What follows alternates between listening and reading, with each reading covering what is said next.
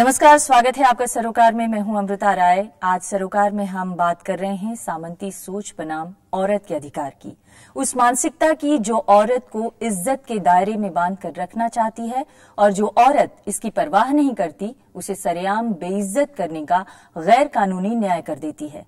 तो क्या हमारे देश में कड़े कानून, न्याय व्यवस्था और संवैधानिक अधिकार नाकाफी साबित हो रहे हैं? हाल की दो घटनाएं, एक पश्चिम बंगाल के वीरभूम जिले में आदिवासी लड़की के साथ सामूहिक बलात्कार की और दूसरी मोहल्ला के लोगों के दबाव में दिल्ली के एक मंत्री का विदेशी महिलाओं के खिलाफ रवैया, इस सोच को दर्शाता है कि औरत के सही गलत का फैसला पुरुष ही कर सकता है। तो सुधार के मोर्चे पर हम क्यों असफल होते जा रहे हैं? क्या ये हमारे समाज और संवैधानिक कानूनों के बीच टकराव की वजह से पैदा हुआ संकट है, या महिलाएं अधिकार की आजादी में पुरुषों के लिए चुनौती बन गई हैं? और अगर बाबा साहेब अम्बेडकर के 1936 में बॉम्बे लेजिस्लेटिव काउंसिल डिबेट में दिए गए भाषण का उल्लेख करें तो वो कहते हैं, जो जनसमुदाय संकीर्ण जातिवाद, परंपरागत रूढ़िवाद, बराबरी को नकारने, ऊंच नीच के भेद और श्रेष्ठता के विचार से चलता है, क्या न्याय के लिए उन पर भरोसा किया जा सकता है?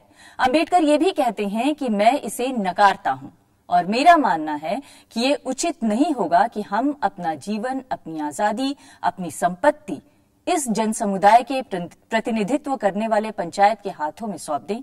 इस भाषण के 77 साल बाद भी देश क्या उनकी इस चिंता को सही संदर्भों में समझ पाया है, लागू कर पाया है?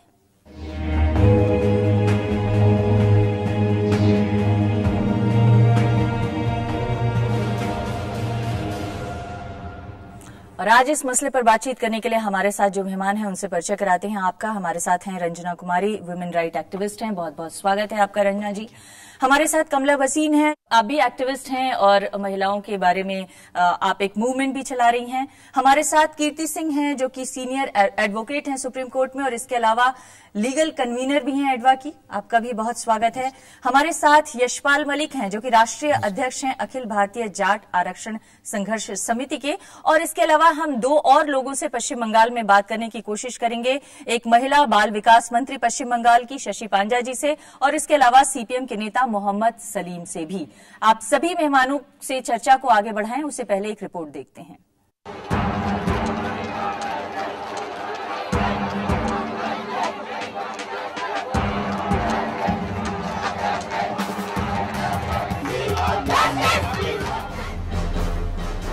मांग पूरी हुई, निर्भया कांड के मुजरिम सलाखों के पीछे हैं। फास्ट ट्रैक कोर्ट ने सजाए मौत सुनाई है।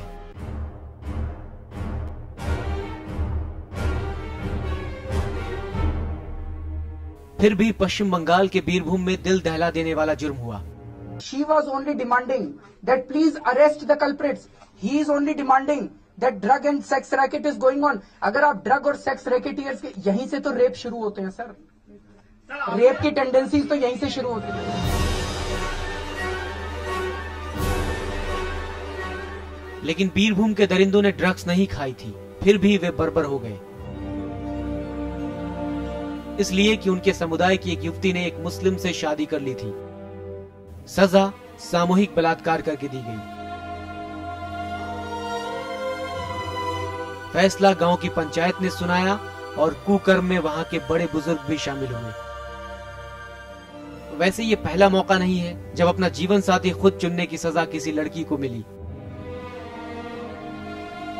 आखिर अपने ढंग से जीने की हसरत से किसी महिला पर कहर क्यों टूट पड़ता है? उनकी मुसीबत के लिए जिम्मेदार कौन है? पुलिस, सरकार, न्याय व्यवस्था या पूरा समाज? वो समाज जिसमें अपने परिजन ही बलात्कारी बन जाते हैं। शशि पांजा जी, सबसे पहले आप ही से मैं अपनी चर्चा की शुरुआत करना चाहूंगी। हाल में सबसे ताजा घटना आपके पश्चिम बंगाल में घटी है, इसलिए आपसे शुरुआत।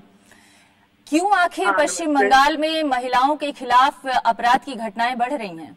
मेरे ख्याल में इस सवाल को इस तरीके से आप सजा सकते हैं कि घटनाएं जो घट रही है वो नजर में आ रही है, वो रिपोर्टिंग में जा रही है, वो पुलिस की नजर में आ रही है। जो जिसके ऊपर ये अत्याचार हो रहा है वो घर से निकल के जो है आगे बढ़ते हुए रिपोर्टिंग कर रही है, जो कुछ सालों पहले तक भी अंडर रिपोर्टिंग या अनरिपोर्टेड। तो हमारा ये मानना है कि ये एक सोशल ईवल है जिसको हर तरीके से सभी को मुकाबला करना है, कम्युनिटी एवं सोसाइटी को लेते। लेकिन आपकी सरकार के 2.5-3 साल हो गए हैं, इस सोशल इविल को दूर करने के लिए आप लोगों की तरफ से क्या प्रयास किया गया है? आप तो मंत्री भी हैं। हाँ, हमारे तरफ से देखिए, महिला पुलिस स्टेशन को की जो है नई तरीके से महिला पुलिस स्टेशन करना, फास्ट ट्रैक कोर्ट्स करना, पुलिस और प्रशासन को हर तरीके से जब ये क्राइम, इस तरीके के क्राइम आते हैं रिपोर्टिंग में, तब इस सभी को फास्ट ट्रैक कंप्लेंट की तरह इसको ट्रीट करना और इन्वेस्टिगेशन तुरंत ही शुरू करना। इस तरीके से पुलिस और प्रशासन को मुख्यमंत्री ने एम्पावर किया है। इसके अलावा ह्यूमन राइट्स कोर्ट्स एस्टैब्लिश करने की जो है वो भी एस्टैब्लिश हुई है और भी संख्या में इसको बढ़ोतरी दी गई है जी। इसके अलावा सोच विचार इस कदम पे भी है कि किस तरीके से अवेयरनेस जो है, हर तरीके कानून के संबंध में जो अवेयरनेस है उसको बढ़ाए दिए जाए। आप ये कह रही हैं शशि पांजा जी, अगर मैं आपकी बात को सही संदर्भों में समझ रही हूं तो आप ये कह रही हैं कि दरअसल आप लोगों ने जो अवेयरनेस कैंपेन चलाए हैं उसी का नतीजा है कि अब जो है ज्यादा खुलकर महिलाएं रिपोर्टिंग के लिए आ रही हैं और इसलिए आपके इलाके में या आपके राज्य में महिलाओं के खिलाफ जो क्राइम की रिपोर्टिंग है वो ज्यादा हो रही है। मेरी दरख्वास्त है कि आप हमारे साथ लाइन पर बने रहिए। हमारे साथ सीपीएम के नेता मोहम्मद सलीम साहब भी हैं। मोहम्मद सलीम साहब, आप लोगों ने भी 30 साल पश्चिम बंगाल में राज किया है, लेकिन क्या वजह है कि महिलाओं के खिलाफ आप लोगों की प्रगतिवादी सोच का भी उसके समाज पर असर नहीं हुआ? और अब पश्चिम बंगाल की सरकार कह रही है कि हम तो अवेयरनेस कैंपेन इतना चला रहे हैं कि महिलाएं शिकायत करने के लिए खुद बाहर निकल के आ रही हैं। पश्चिम बंगाल के मंत्री जो कहे हैं वो देश के कोई भी मंत्री, कोई भी सरकारी अफसरशाही के लोग ऐसा ही कहेंगे। लेकिन मैं ये समझता हूँ कि इतने दिन तक आप ये कभी नहीं देखे थे, जैसे कामदुनी के मामले में देखे या पार्कस्ट्रीट के मामले में देखे कि मुख्यमंत्री या डीजीपी पुलिस ये कहते हैं कि ऐसा कुछ हुआ ही नहीं है। अभी परसों रोज ये मामला, जब लाभपुर वाला मामला सामने आया कि हमने देखा कामदुनी की जो पीड़िता बच्ची थी, उसकी भाई जिसको सरकार ने नौकरी दे करके उनका मुंह बंद करना मांगा, वो कहे कि जो अपराधी हैं जो जेल में गए हैं उनको छुड़ाने के लिए उनके घर के लोगों को लेकर के मुख्यमंत्री के पास पुलिस के गाड़ी में करके ले जाया गया। जो न्याय मांग रहे हैं उनको सुरक्षा नहीं मिल रहा है और जो जेल में बंद हो गए, अरेस्ट हो गए, उनको छुड़वाने के लिए पुलिस सुरक्षित तरीके से उनको अपने गाड़ी में करके ले जा रहे हैं। तो क्या अवेयरनेस कैंपेन हो रहा है बंगाल में, उसका क्या नतीजा आपको पता करना चाहिए। और जो लाभपुर का जो मामला हुआ आदिवासी महिला के साथ सामूहिक बलात्कार, ये आदिवासियों को बदनाम करने से नहीं, फायदा नहीं होगा। ये उनका कम्युनिटी या खाप पंचायत नहीं था। ये तृणमूल के नेता नेतृगण आजकल गांव में बैठ करके ये फैसला कर रहे हैं किसके ऊपर जुर्माना लगेगा, कौन गांव में रहेंगे, कौन बाहर निकलेंगे, किसको आप रेप करके सजा देंगे। आप ये कह रहे हैं कि तृणमूल के नेता ये फैसला करवा रहे हैं? जी, अखबार के अगर रिपोर्ट आप देखें, वहाँ की रिपोर्ट अगर देखें तो पुलिस के एसपी को तबादला करने से कोई फायदा नहीं है।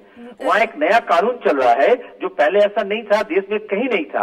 आप जो मध्य युग बोलते हैं, मध्य युग में भी कभी ऐसा नहीं था कि राजनीतिक सजा सुनाने के लिए किसी को दर्शन किया जाए या बलात्कार किया जाए सामूहिक तरीके से। जी सलीम साहब, आपने बड़े गंभीर आरोप लगाए हैं तृणमूल कांग्रेस के ऊपर। मैं चाहूंगी कि शशि पांजा इसका जवाब दें कि आपकी अवेयरनेस कैंपेन किस तरह की चल रही है कि न्याय की मांग करने वाले लोगों। मैं सब समझ में उनकी बात बहुत अच्छी तरह जितनी कुछ सुनाई दी, मैं सब सुनी हूँ। ये गंभीर आरोप जो है ना, ये सब आरोप ही इनकी गलत है। यही पे हम जो है दुख की बात ये है कि सब तरीके से ये जो उन्होंने अपनी बात रखी, हर इस तरीके के मुद्दों में भी उनको राजनीति ही दिखती है। यही हुआ है महिला को सम्मान करने के लिए परिवर्तन का फल हो रहा है। आप पहले से अंडर रिपोर्टिंग देखिए, आप जब बात कर रहे थे मैं चुप रही। सलीम साहब, आप जब बात किए मैंने सलीम साहब एक एक करके ही बोलिए। आप कहते ही मैं आपको इंटरप्ट कर सकती थी, तो आप प्लीज सुनने की कोशिश कीजिए। ये जो इन्वेस्टिगेशन चल रहा है, हर तरीके से इन्वेस्टिगेशन चल रहा है, इसमें तृणमूल और सीपीएम वाली बात नहीं आनी चाहिए। यहाँ मुद्दा है एक गैंगरेप को लेके और इस तरीके के क्राइम को लेके। अगर आप कामदुनी कहे तो हर तरीके से इन लोग की हमेशा कोशिश रहती है कि जो क्राइम घटती है उसकी कहीं आप सेंसिटिविटी अप्रिशिएट कीजिए। वो क्राइम होनी नहीं चाहिए जहाँ, वहां से हमेशा नजर को घुमाते हुए उसमें से भी ये लोग पॉलिटिकल एडवांटेज लेने की कोशिश करते हैं। नहीं, कोई पॉलिटिकल एडवांटेज की बात अगर मैं दिल्ली में बैठ के कहूँ तो दिल्ली में कोई पॉलिटिकल एडवांटेज लेने की बात नहीं कर रहा है शशि पांजा जी, लेकिन मुश्किल ये है कि अभी हाल की एक रिपोर्ट में पढ़ रही थी 2012 में 30,000 से ज्यादा केसेस महिलाओं के खिलाफ अपराध के पश्चिम बंगाल में हुए हैं, जिसमें से 2,000 से ज्यादा केसेस तो केवल रेप के मामले के हैं। और ऐसी स्थिति में आपकी सरकार किस तरह का कैंपेन चला रही है? को सचेत करने से पहले पुलिस के महकमा को वो तो सचेत करना चाहिए था, क्या करना पड़ेगा? एफआईआर नहीं ले रहे हैं। आपको ये पता करना चाहिए कि ऑन ग्राउंड क्या सिचुएशन है। ये जो नेता वक्तव्य रखे हैं, अगर आप वो विलेज में जाएंगे लाभपुर में, तो ये लोग वहाँ एक भड़ास करने की कोशिश कर रहे हैं, क्योंकि वो बच्ची जो लड़की मुस्लिम एक संप्रदाय से उसकी जो है प्रेम संपर्क थी, उसके लिए वो लोग इसको और एक रंग रूप देने की कोशिश कर रहे हैं। ये है उनकी ऑनगोइंग। पहले तो वो भड़काने की कोशिश कर रहे हैं वहाँ विलेजेस को। वहाँ जाके लगातार वहाँ तृणमूल कांग्रेस और सीपीएम ये बात उठेगी क्यों? वो एक ट्राइबल कोर्ट थी, वो एक ट्राइबल कोर्ट थी। वहां पे अपने ही बीच में उन्होंने अपनी इस तरीके से बात वो लोग चलाई और एक वर्डिक्ट दिया। इसको हम लोग ये ट्राइबल कोर्ट, कैंगरू कोर्ट इसको पंचायत कहते हैं। इसको इलीगल है, अनकॉन्स्टिट्यूशनल है। ये कभी हमारे संविधान में हम लोग इसको एक्सेप्ट नहीं किए हैं। ये सब गलत तरीके से आप लोग पोर्ट्रे करने की कोशिश करते हैं। कभी हमारे बात में आप सुनेंगे कि हम जानते हैं शशि पांजा जी कि जब भी पश्चिम बंगाल में महिलाओं की स्थिति के बारे में हम बात करेंगे तो जरूर इस तरह की राजनीति आएगी, और उससे हम आगे बढ़ते हैं। मैं आपको शामिल करना चाहती हूँ कमला बसीन जी। आप तो सिर्फ पश्चिम बंगाल क्या, पूरा देश क्या, पूरी दुनिया में महिलाओं के खिलाफ जो अत्याचार हो रहे हैं उसके खिलाफ लड़ाई लड़ रही हैं। क्या वजह है कि इतनी महिला मूवमेंट चलने के बावजूद, इतने महिलाओं के अधिकारों की लड़ाई होने के बावजूद आज भी महिलाओं के ऊपर होने वाले अत्याचार कम नहीं हो रहे हैं? मैं अपनी बात बाबा साहब अम्बेडकर को और उनकी जिस स्पीच से आपने शुरू किया उसको सलाम करते हुए और इस गणतंत्र दिवस पर एक सवाल पूछना चाहती हूँ देश से कि देश में औरत अगर बेआबरू नाशाद है, दिल पे रखकर हाथ कहिए देश क्या आजाद है। तो मैं ये मानती हूं कि उस संविधान के बावजूद हम औरतों को बराबर नहीं मानते हैं। क्यों नहीं मानते हैं? क्योंकि हमारी पितृसत्तात्मक सोच और व्यवहार नहीं बदला है। मुझे लगता है कि हमारे कानून कहीं हमारी मानसिकता से आगे हैं। और मैं ये भी मानती हूं कि कानूनों को, नए बिलों को लाने के साथ साथ हमें नए दिलों की जरूरत है, नए दिमागों की जरूरत है, जो औरत और मर्द को, ब्राह्मण और दलित को बराबर समझ सके। और मुझे लगता है उस पर हमें और अभी काम करने की आवश्यकता है। जी, नए बिलों को लाने से पहले अपने दिलों को साफ करने की जरूरत है। आप लोग भी बहुत लंबा संघर्ष कर चुकी हैं और एक दौर पूरा देख चुकी हैं इन संघर्षों का। बावजूद इसके आखिर दिलों में जो परिवर्तन की आस है वो क्यों नहीं आ पा रही है?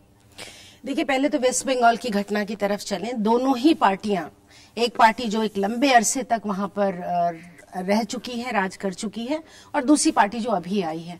इसका मतलब यह हुआ कि जो लंबे अरसे तक राज कर चुकी पार्टी है उसने कुछ भी ऐसा प्रयास किया होता जिससे कि आदिवासी वर्ग के वहां जो लोग हैं या जो और जाति संप्रदाय के लोग हैं उनके सोच में कोई परिवर्तन आया होता। इस घटना से ये नहीं दिखाई देता है कि उनके सोच में कोई परिवर्तन आया। लेकिन वो तो पार्टी ये कह रही है कि दरअसल राजनीतिक पहल की वजह से ये सब हो रहा है। जो भी कह रही हो पार्टी, सच ये है वहां का कि वहां के लोगों ने एक लड़की को सिर्फ इस बात की सजा दी, पूरे पब्लिक व्यू में इस बात की सजा दी, उसे पूरे गांव के लोगों ने देखा जब उसके एक के बाद एक लोग उसका रेप कर रहे थे। वो प्लेटफॉर्म ऊंचा किया गया जहां से ताकि लोग देख सकें। ये कौन सी मानसिकता है?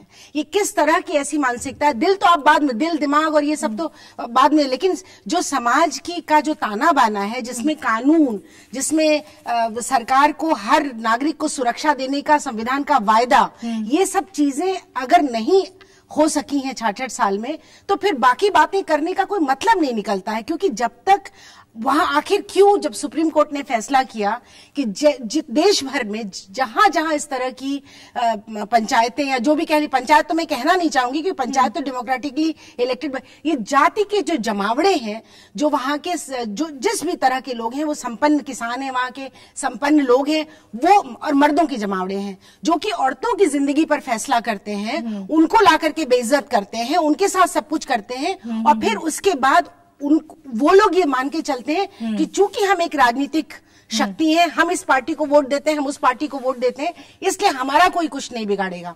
और इसी मानसिकता की, चलिए ये सिर्फ बंगाल की बात नहीं है, तो आप देश का कोई हिस्सा नहीं, तमिलनाडु की मानसिकता को बनाए रखने में कुछ हद तक राजनीतिज्ञों की भी जिम्मेदारी है। इस पर हम चर्चा जारी रखेंगे। इसके अलावा नागरिकों की क्या जिम्मेदारी है, आप लोगों से पूछेंगे। एक ब्रेक के लिए रुकते हैं, ब्रेक के बाद लौटेंगे।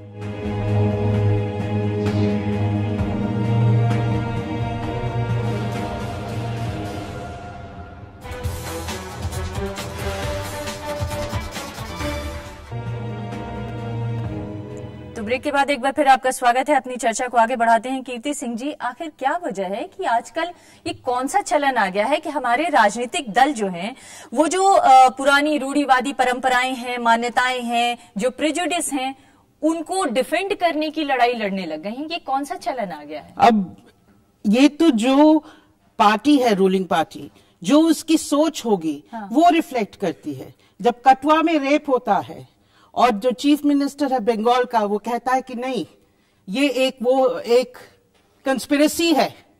जब कहीं और रेप होता है तभी भी चीफ मिनिस्टर अगर ये कहेंगे, और इस केस में अगर आप देख रही हैं कि पुलिस हेल्प कर रही है, तो आप ये सोचिए कि कहीं ना कहीं जो एडमिनिस्ट्रेशन है वो इन अपराधियों को हेल्प कर रहा है।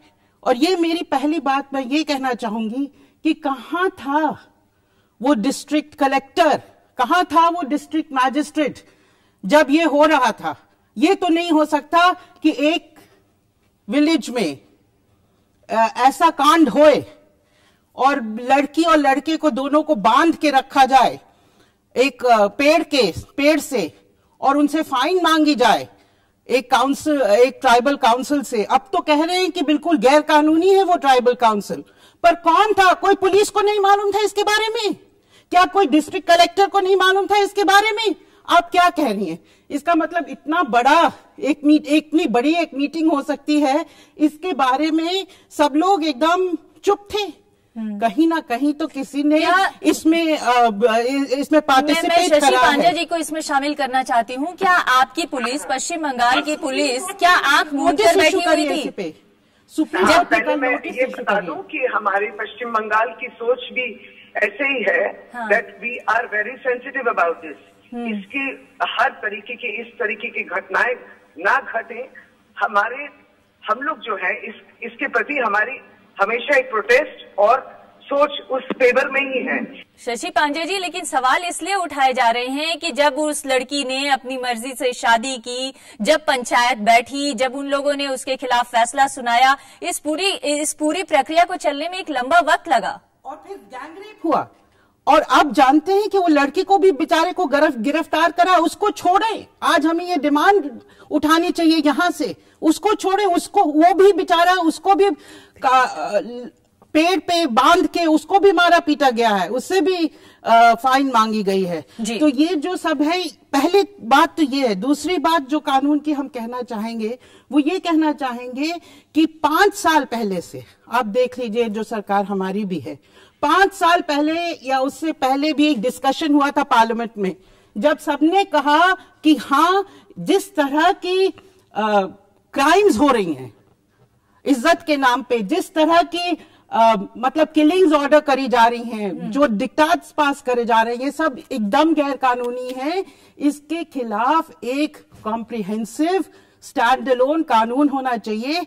फिर भी यहाँ तक कि सुप्रीम कोर्ट ने भी नोटिस लिया, लेकिन मैं एक बार फिर से शशि पांजे जी के पास एक प्रश्न पूछना चाहती हूँ कि सुप्रीम कोर्ट का फैसला था कि इस तरह की सारी जो कांग्रीगेशन है, जो ये व्यवस्था है, जो कि कॉन्स्टिट्यूशन के खिलाफ है, जो इलीगल है, जो कैंगरू कोर्ट है, जो देश को एक तरह की तालिबानी मध्ययुगीन व्यवस्था में ढकेलती है, तो सुप्रीम कोर्ट ने कहा था कि इन पर नियंत्रण किया जाए, इनको बंद किया जाए, और ये रिपोर्ट सुप्रीम कोर्ट को दी जाए। जाए कि स्टेट ने क्या किया। तो हम लोग जानना चाहते हैं कि आपके प्रांत की तरफ से कौन सी रिपोर्ट सुप्रीम कोर्ट में गई और कैसे आप अलाउ कर रही हैं कि इस तरह की बॉडीज अभी भी एग्जिस्ट कर रही हैं। जरूर हम इतना कह सकते हैं। अब ये तो मैं देखे, मेरे तरफ से, मैं नारी शिशु विकास की मंत्री हूँ, मेरे तरफ से ये सवाल की उत्तर देना मुश्किल है कि रिपोर्ट गया है कि नहीं। मैं इतना कह दूं कि ये जरूर इलीगल और अनकॉन्स्टिट्यूशनल है, ये अवैध है, इसकी रिकॉग्निशन हम लोग नहीं करते, इसके अस्तित्व को भी हम अस्वीकार करते हैं।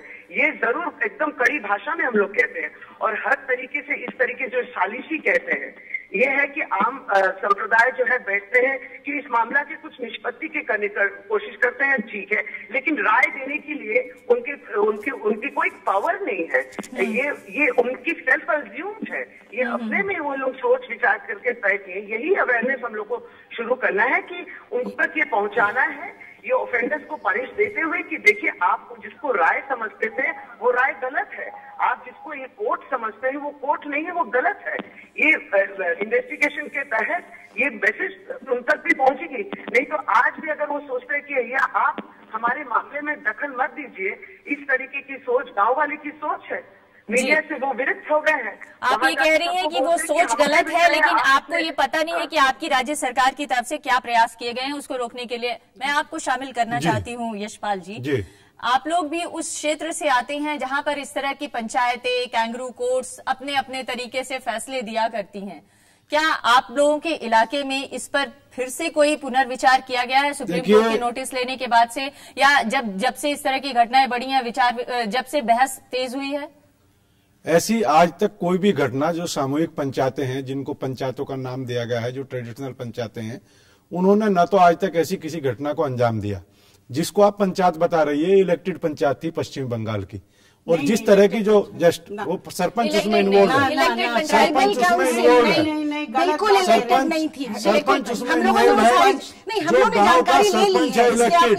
मैडम आपको यहाँ खड़ा नहीं पता है, हर न्यूज़पेपर कह रहा है, इसलिए हम आपसे बता रहे हैं जो इलेक्टेड सरपंच है वो उसमें इन्वॉल्व है या नहीं है मैडम? जी नहीं, उनको कुछ मालूम ही नहीं है। ये तोहमत, ये ऐसे आप तोहमत की बात तोहमत नहीं दे सकते। जिस तरह से आज हर जगह, आप देखिए, कंफ्यूज मत करिए। मैं उत्तर भारत के बारे में बात कर सकता हूं, जिस तरह के पंचायतों पर आरोप लगाए गए हैं, कोई पंचायत उसमें इन्वॉल्व नहीं रही। जो गांव में घटनाक्रम हुए और जो परिवार के घटनाक्रम हुए, वे परिवार की वजह से घटनाक्रम हुए। 3-4 ओनर किलिंग हुई, उनके परिवार वालों की मानसिकता थी, वो उस परिवार की निजी मानसिकता थी। आप परिवार की मानसिकता को समाज की मानसिकता नहीं बना सकते। गलत बात परिवार की मानसिकता को ऐसे चलाने से आप बोल रही थी, आप अपनी मर्जी से जो बोल रही थी, मैंने उसमें कोई इंटरफेयर नहीं कहना। जो बात मैं कहना चाह रहा हूं उस बात को कहने दीजिए। आप दोनों मेरे साथ पूरे हिंदुस्तान में चलिए, पूरे उत्तर भारत के 12-13 राज्यों में मैं जाता रहा, और जितनी पंचायतों को खाप पंचायतों का नाम दिया गया, बंगाल में भी आपने नाम सुना होगा कि तुरंत जैसे ये रेप हुआ कहा कि खाप पंचायत ने एक आदेश कर दिया गया, जबकि वो उसी गांव के 2 ग्रुप की पंचायत, तृणमूल कांग्रेस के कुछ लोग और कह रहे और दूसरी पार्टी के लोग कुछ और कह रहे। जिस तरह से हमारे देश में क्राइम को एक तरह से राजनीतिक रंग दिया जा रहा है, इससे कभी क्राइम खत्म नहीं होगा। इससे जैसे ही सरकार बदलती है वो क्रिमिनल शेल्टर ले लेता है, और यही इस देश का दुर्भाग्य है। जिस चीज को हम यहाँ, जिस तरह की हिंसाएं महिलाओं के साथ है, मैडम कमला बशीन ने कहा कि देश की 100 करोड़ महिलाएं के साथ घटना हो रही है। मैं मानता हूं 100 करोड़ के साथ घटना हो रही है, मेरी भी दुनिया के 100 करोड़ महिलाओं के साथ मैं मानता हूं 100 करोड़ के साथ, लेकिन हर घर की जो एक है घरेलू हिंसा, एक है पारिवारिक झगड़े। पारिवारिक झगड़े बच्चों में भी होते हैं। अगर 2 बहन भाई है, मेरे विचार से जवान बहन भाइयों में भी आपसी कहा सुनी होती है। अगर भाई को मेरी बात सुन लीजिए आप, जिस तरह से देश को एक जेंडर सिस्टम पे और दुनिया को बांटा जा रहा कि महिला अलग है और पुरुष अलग है, इसका मतलब हम अलग रहना शुरू कर दें। आप में से कितने बच्चे यहाँ बैठे हैं? बात यह है कि अगर आप लोगों का सामाजिक बहिष्कार का कोई दबाव नहीं होता तो शायद इस तरह से न परिवार कोई हरकत करता न समाज हरकत करता। आप 4 हो और एक आदमी की बात सुनने के लिए तैयार नहीं हो। हिंसा आप कर रही हो, मैं कर रहा हूँ। आप 4 यहाँ बैठी है, मेरी बात सुनने के लिए हिंसा आप कर रही है। हिंसा हम नहीं कर रहे, हिंसा आप कर रही है। बात तो सुनने दीजिए। इसी तरह से मेरा कहने का मतलब है, आप किसी बेटी को बुला लीजिए, हर बेटी अपने बाप को आइडियल बाप मानती है, इतने सारे लड़के लेकिन जैसे उसकी शादी हो जाती है हर बेटी अपने बाप को आइडियल बाप मानती है, वो उसकी एजुकेशन में हिस्सेदार अगर सब कुछ इतना अच्छा ही होता तो हमें आज आपको बुला के बहस करने की जरूरत ही नहीं होती है। कह रहा हूँ कि इनको पंचायतों का, क्रिमिनल लोगों की मानसिकता को पंचायतों का नाम देके आप किसी सामाजिक सिस्टम को खराब ना करें। ठीक है, आपका कोई अधिकार नहीं है कि आप किसी सामाजिक सिस्टम को। अब तो मैं ये कहना चाहूंगी, अगर 300 या 400 हर साल ऑनर किलिंग के, ऑनर क्राइम के केसेस हो रहे हैं, तो ये डिफरेंट पॉकेट्स में हो रहे हैं। हरियाणा में खाप पंचायत हर दूसरे दिन एक ना एक डिक्टाट पास करती हैं, एक ना एक फतवा, एक मिनट फतवा पास करती हैं, और उस फतवे के तहत वो कहती हैं, लड़के लड़की को कहती हैं तुम भाई बहन हो। ये भी एक केस था, ये भी एक केस था जब मार दिया बबली और मनोज को। ये भी एक केस था जब, और महाखाप बैठी थी और उन्होंने कहा कि जो बबली मनोज के जो जिन्होंने हत्या करी है उनको हम सपोर्ट करेंगे। ये भी एक केस था जहां पे उनको फाइन करा। एक केस में उनको जो गांव से बाहर भेज दिया गया। तो इकोनॉमिक बॉयकॉट करते हैं, सोशल बॉयकॉट करते हैं, उनको कहते हैं कि तुम अलग रह जाओ। यहाँ तक कि मोबाइल पे बैन करते हैं, यहाँ तक कि कपड़े पहनने पर बैन करते हैं, और कपड़े पहनने पे भी बैन करते हैं। और ये सब जो खाते मोबाइल बैन हुए हैं, मैं उस पंचायत में भी लास्ट में था। मत इंटरप्ट करिए, जरा बोलने दीजिए हम लोगों को। ये बात ये है कि तरह तरह की घटनाएं हो रही हैं, तरह तरह के जो आजकल के यूथ हैं जो एक चॉइस की रिलेशनशिप करना चाहते हैं, उनको नहीं करने दिया जा रहा है। जात के नाम पे अंतरजातीय विवाह रोके जा रहे हैं। कहा तो हम आधुनिक युग में, मॉडर्न युग में महिलाओं के अधिकार को और आगे बढ़ाने की लड़ाई लड़ते, वहां हम मेडिवल युग की तरफ जा रहे हैं, जहां पर महिलाओं को पर्दे में रखने अधिकार के बजाय हम उसको सुरक्षित रखने की तरफ अब किसी तरह से सोच रहे हैं कि हमारी महिलाएं किसी तरह से सुरक्षित ही रह लें तो ही बड़ी बात होगी, क्योंकि अधिकार दिलाना तो अब हमारे वश की बात नहीं रही। क्या हम उस तरफ जा रहे हैं? एक ब्रेक के लिए रुकेंगे, ब्रेक के बाद लौटेंगे।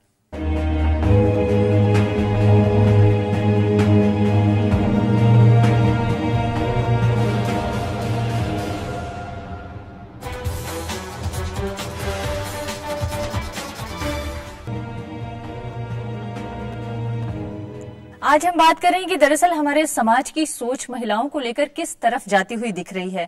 आजकल पॉलिटिकल पार्टीज पब्लिक पार्टिसिपेशन की बात करती हैं, मोहल्ला सभाओं को ज्यादा इन्वॉल्व करने की बात करती हैं, उनके हक दिलाने की बात करती हैं, लेकिन मोहल्ला डेमोक्रेसी हमें किस तरफ ले जा रही है? क्या मोहल्ला एक औरत के ऊपर 24 घंटे निगाह रखने का एक औजार तो नहीं बनता जा रहा? कहीं ऐसा तो नहीं कि मोहल्ला की हजारों आंखें एक औरत को इस तरह से देख रही हैं कि वो कब आती है, वो कब जाती है, हमारे सोने के वक्त पे तो आती है, तो वो कहां से आ रही है, क्यों आ रही है, उसका क्या कार्यकलाप है? इन तमाम चीजों को जो वॉच कर रही है मोहल्ला की आंखें, क्या इससे औरत की आजादी को कहीं नुकसान नहीं हो रहा है? कमला जी। नहीं, बिल्कुल। और इसी वजह से मैं कहती हूं कि मैं मानती हूं कि मोहल्ले वालों को पूछना जरूरी है, मैं मानती हूं कि जनता की भागीदारी जरूरी है, मगर जनता की सोच क्या है? हाँ। और इसीलिए मैं हमेशा जोर देती हूं अपनी सोच बदलने पर।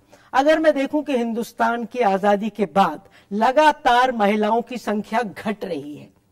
मलिक साहब कहते हैं कि औरतों के साथ कोई ऐसी बड़ी समस्या नहीं है, तो मेरा पूछना है कि क्या वजह है कि आजादी के बाद से मुसलसल लगातार बच्चियों की संख्या घटी है। 35 मिलियन लड़कियां और औरतें इस देश में कम है क्योंकि समाज ने उनको मार दिया। तो मैं कई दफा पूछती हूं कि क्या 1947 में केवल भारत आजाद हुआ, भारतीय आजाद नहीं हुई? तो मैं तो ये मानती हूं कि नई आजादी की लड़ाई शुरू करनी है, एक नई आजादी की लड़ाई जिसमें भारतीय भी आजाद हो, जिसमें मैं अपने मोहल्ले में मेरी बेटी सड़क पर शाम को नहीं चल सकती, तो क्या कोई बाहर की फौजें आई हुई हैं यहां कि मेरी बेटी बाहर नहीं चल सकती, कॉलेज नहीं जा सकती, पढ़ने नहीं जा सकती, नौकरी पे नहीं जा सकती? तो हमारा बलात्कार, छेड़खानी कोई विदेशी नहीं कर रहे, हम खुद कर रहे हैं, और ये लड़के हमारे घरों से निकलते हैं। तो मैं तो सच बताऊं आपको, खुद को जिम्मेदार मानती हूं अगर कोई लड़का बलात्कार करता है कि वो हमारे घरों से निकला है। तो घरों को बदलने की आवश्यकता है, हमारी मानसिकता को। चर्चा करते हैं रंजना जी की घरों को बदलने की जरूरत है, दिलों को बदलने की जरूरत है, लेकिन हम ये बार बार करने के बाद भी इस कार्यक्रम में कम से कम 4 शो मैं महिलाओं के अधिकारों के ऊपर कर चुकी हूँ और बार बार यही बात आती है, समाज को बदलने की जरूरत है, आत्मविश्लेषण करने की जरूरत है। लेकिन आखिर समाज में वो कौन लोग हैं जो वो आत्मविश्लेषण करने के लिए, बदलने के लिए तैयार ही नहीं है? क्या ऐसी बाध्यताएं हैं जो उसको पीछे की तरफ धकेल रही हैं? देखिए, ये मीठे शब्द हैं। हाँ। और बड़ा अच्छा लगता है सुन के कि बदलना चाहिए और हमारा समाज परिवर्तन, लेकिन जो मूल बात है वो ये है कि हम आखिर, ये खाप एक सोच है और खाप की जो सोच है वो जातिवादी व्यवस्था में किसी न किसी तरह से औरतों पर वो कहर ढाते हैं और उनका एक ही मैसेज होता है, फॉल इन लाइन।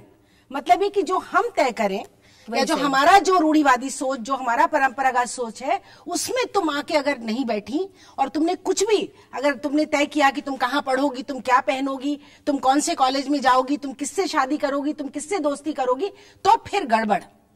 तो ये जो सारी मानसिकता है, इसमें मैं एक बात और कह दूं, एक रिस्क है। अगर आप ये कहेंगे कि नहीं मोहल्ला इन्वॉल्व हो, तो मोहल्ला तो फिर वही सोचता है, और मोहल्ला ना इन्वॉल्व हो ये भी गलत सोच है, क्योंकि मोहल्ला तो जरूरी है। क्योंकि अगर आप भागीदारी नहीं करेंगे, आप लोगों को नहीं, लेकिन आपने कितनी परिपक्वता मोहल्ला के लोगों को सोचने के लिए आपने उनको क्या किया।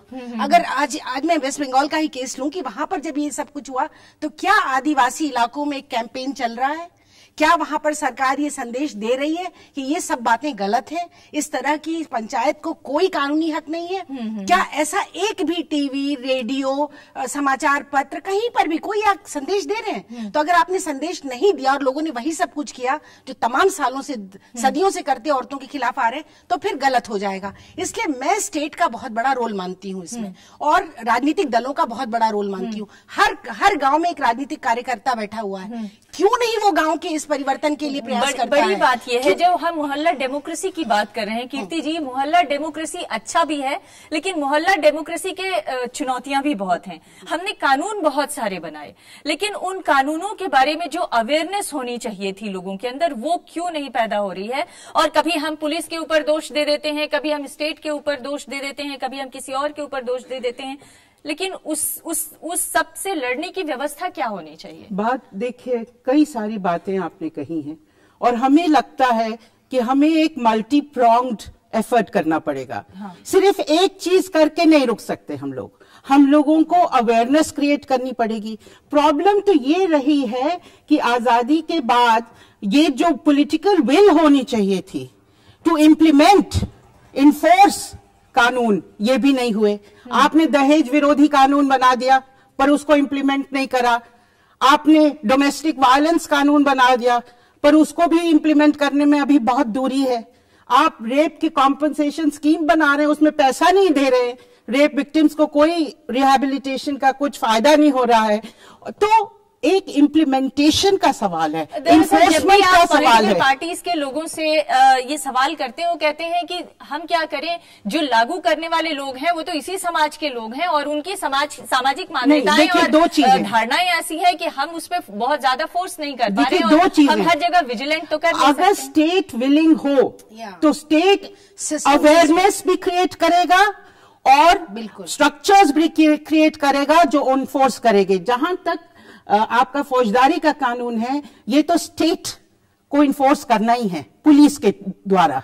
अगर जो जहां तक अवेयरनेस का काम है, ये तो स्टेट अपने मीडिया से करे, जैसे आप ये शो कर रही हैं। तो ये जो स्टेट का बहुत एक महत्वपूर्ण रोल है इसका। हम जानते हैं हमारी पिछड़ी समझ के लोग हैं हमारे पॉकेट्स में, काफी हमारी पॉपुलेशन समाज भी एक सोच है जो पेट्रियार्कल है, जो बैकवर्ड है, जो ट्रेडिशनल है, और कुछ ऐसा भी है कि जिस तरह से हमारी जो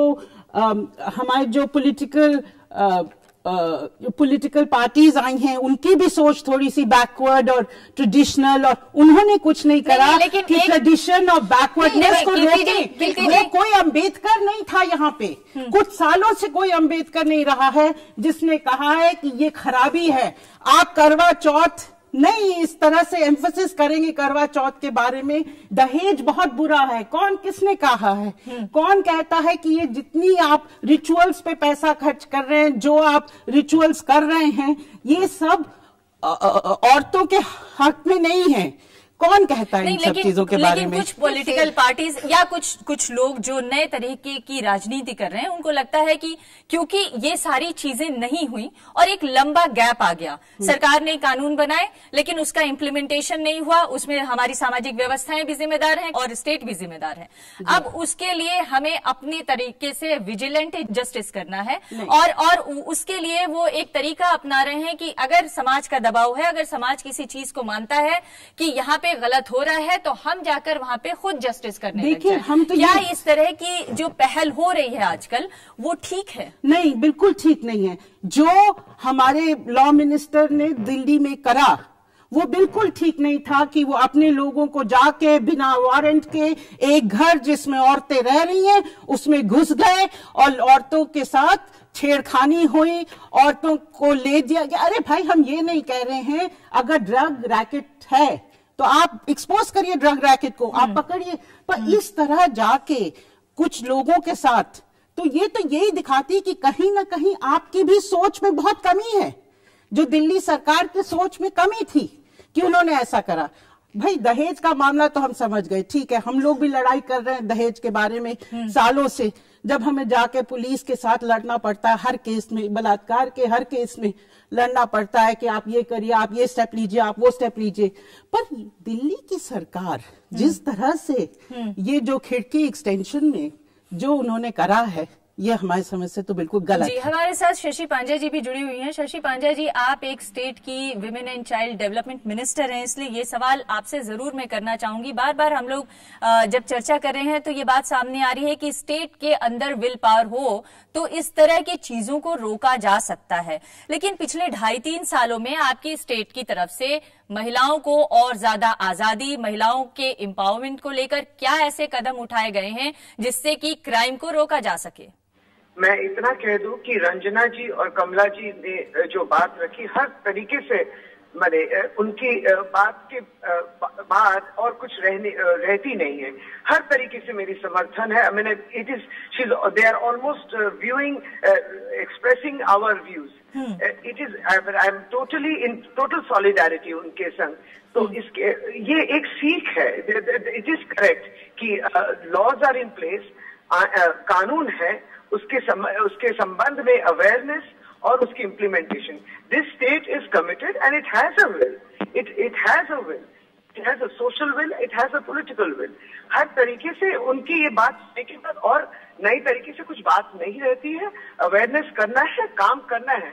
कभी हमने ये नहीं कहा कि हाँ काम खत्म हो गया है और कुछ बाकी नहीं है, कभी किसी को दोषारोप भी नहीं करते। ये पूछा था कि आपने किया क्या है, लेकिन आप ये कह रही हैं कि अभी काम करना है। एक ब्रेक के लिए रुकेंगे, ब्रेक के बाद आएंगे तो यहाँ पर जो हमारे युवा बैठे हैं वो भी आपसे कुछ सवाल पूछना चाहते हैं। आप बने रहिएगा हमारे साथ लाइन पे।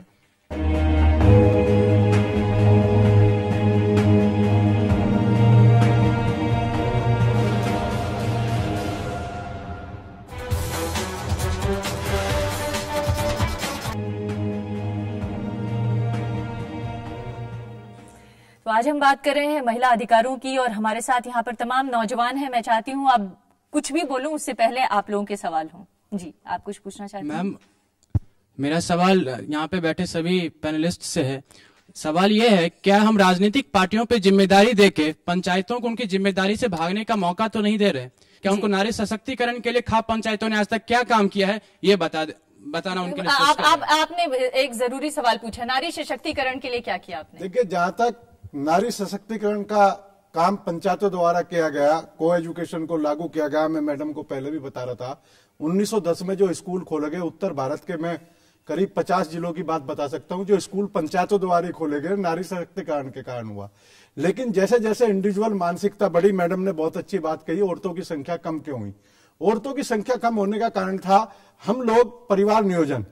जैसे ही एक बच्चे पे आए तो एक बच्चे की चाहना माँ को और बाप को दोनों के ये हुई, दोनों की गलती है कि मेरे लड़का ही होना चाहिए, और जहां पहले परिवार नियोजन नहीं था, हम 6 बहन भाई थे, हमसे पहली जनरेशन में 9-10 थे, किसी के 6 लड़की होगी, 3 लड़के होंगे।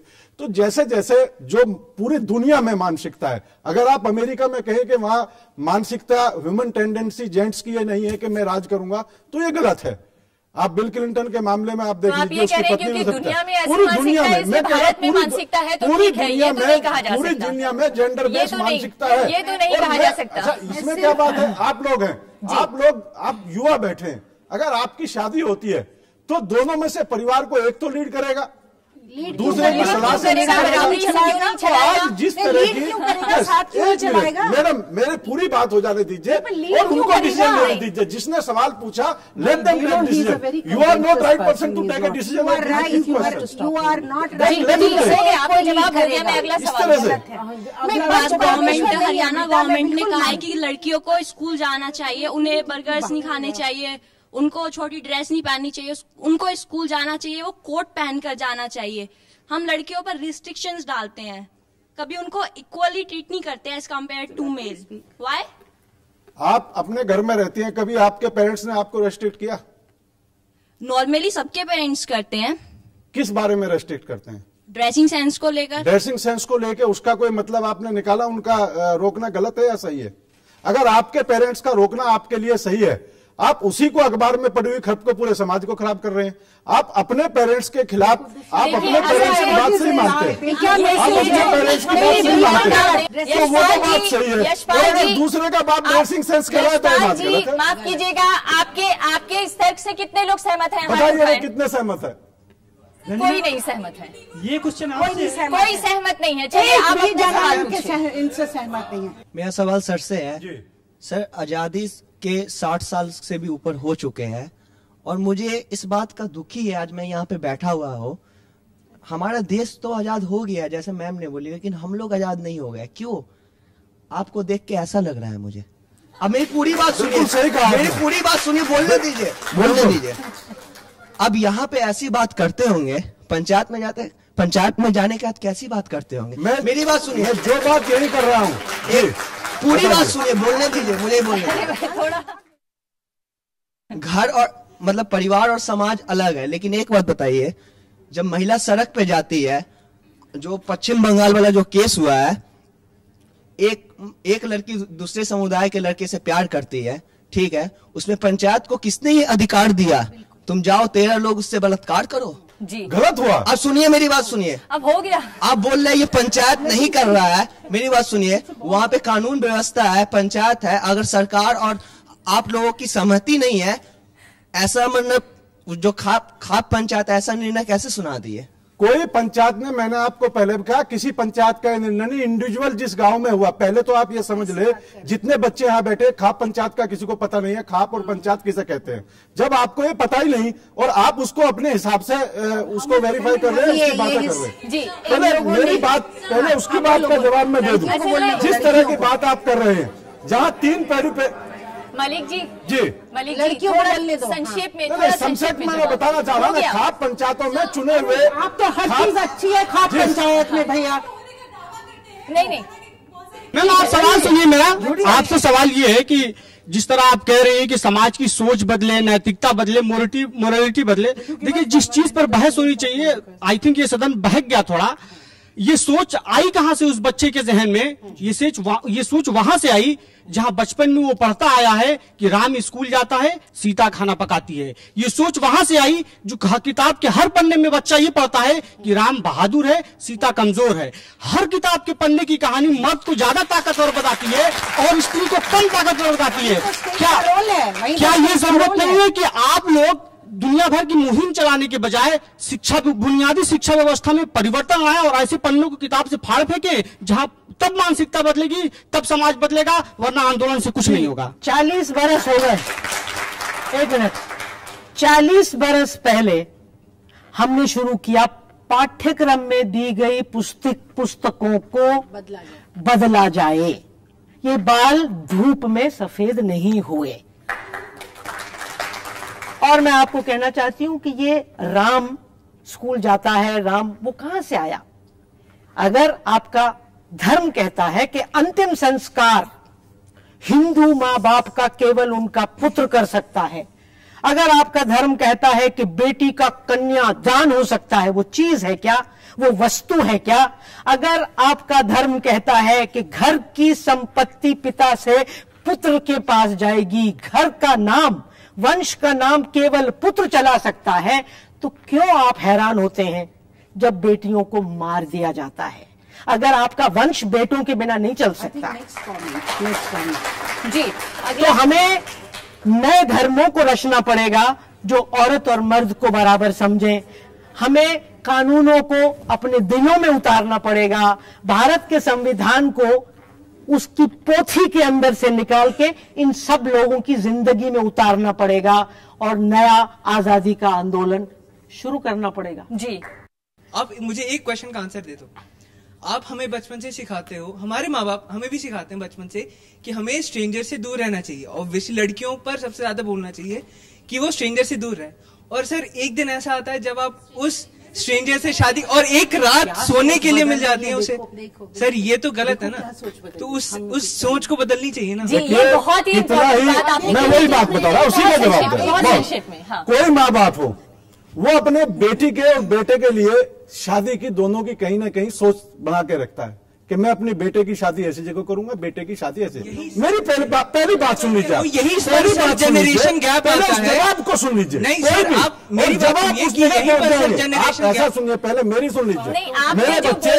मेरे बच्चे आपसे बेहतर इंस्टीट्यूशन में पढ़े हैं, पढ़ाने कमीशन में पहले मेरी बात सुनिए। वो सोचता है, लेकिन वो लड़के के लिए भी सोचता है, वो लड़के के लिए भी सोचता है, वो खाली लड़की के लिए नहीं सोचता, वो लड़के के लिए भी सोचता है। वक्त की कमी है, अब मेरे पास वक्त वो लड़के के लिए भी सोचता है, लड़की के लिए भी सोचता है। हम ये कहेंगे एक नई हवा चली है, हमारा यूथ अपने चॉइसेस मेक करना चाहता है, वो जात को तोड़ना चाहता है। हमारा यूथ चाहता है कि जहां वो जो करना चाहे वो करे, जो कपड़ा पहनना चाहे वो पहने, जिससे शादी करना चाहे शादी करे, जिससे रिश्ता करना चाहे रिश्ता करे।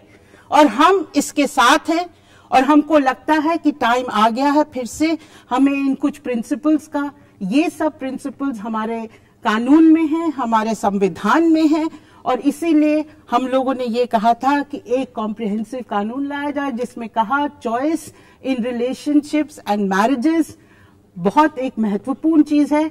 कोई इसमें दखल देना चाहे एक एडल्ट की लाइफ में, तो उसको उसके खिलाफ कार्रवाई होनी चाहिए।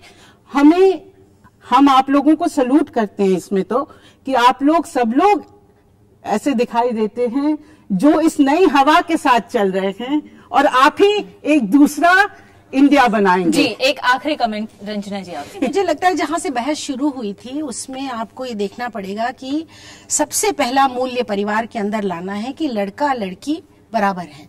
ये जो गैर बराबरी का भाव परिवार के अंदर शुरू होता है, फिर स्कूल में जाता है, फिर समाज में जाता है, राजनीति में जाता है, सत्ता में जाता है, तभी घर में आपको बराबरी नहीं है तो पार्लियामेंट में भी आप सिर्फ 11% बैठी हुई हैं, आने का मौका ही नहीं देते, 17 साल से बिल लेके बैठे हुए हैं। तो ये जो बराबरी है समाज में, ये gender equality as a principle, ये जब तक हम स्थापित नहीं करेंगे, और मुझे लगता है जो नई हवा है इसका मूल सोच इस तरह से चलेगा, तब जाके आने वाले पीढ़ी बराबरी है, बिल्कुल बराबरी, और लड़का लड़की जेंडर इक्वालिटी जो है, और उसके लिए एम्पावरमेंट ऑफ विमेन में भी आप काम करेंगे, दुनिया भर का और सोच आपका बदलेगा। फिर जो ये घटना हुई, मुझे लगता है जिस दिन से ये घटना हुई उस दिन से हिंदुस्तान की किसी भी व्यक्ति का सर शर्म से झुका हुआ है, और जो लोग इस तरह की घटना करते हैं उन लोगों को आप जितनी कड़ी सजा, मैं बहुत सारी सजाओं के बारे में अलग अलग विचार रखती हूँ, लेकिन जितनी कड़ी सजा हो सके उन लोगों को समाज के सामने लाकर दीजिए, सरकार दे, कानून दे, उनको जेल में भेजे, ताकि फिर आने वाले समय में हम ऐसी दूसरी घटना सुनना नहीं चाहते। जी, और इसके अलावा ये भी जरूरत है कि जो कानून हैं, जो अधिकार हमारी महिलाओं को अभी तक दिए जा चुके हैं, उसके बारे में भी लोग अपने से जागरूक हों, सरकारें उनको अपनी जिम्मेदारी समझकर जागरूक बनाएं। बहुत बहुत शुक्रिया आप सभी मेहमानों का और आप सबका भी हमारे इस कार्यक्रम में शामिल होने के लिए।